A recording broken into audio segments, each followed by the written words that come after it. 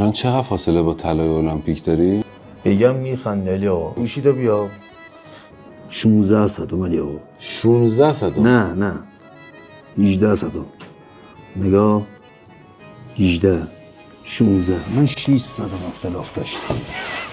من همین رقم تو بازی آسیایی زده بودم. من تاندون من پاره بود علی آقا.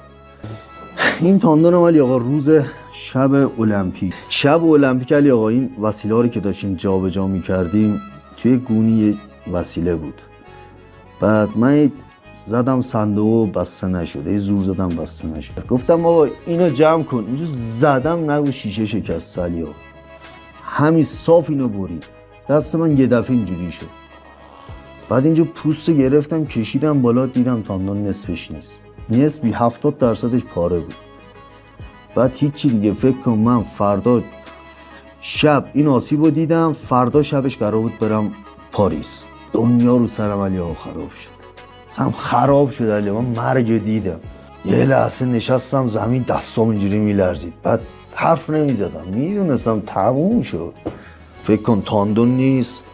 چسب قطره‌ای میزدم علی آقا این انگشت رو فیکس میچسبوندم به این. نمیومد بالا اینجوری.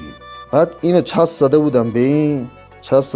چسبونده بودم به این. بعد یه دورم چسب زده بودم صعود میکرد.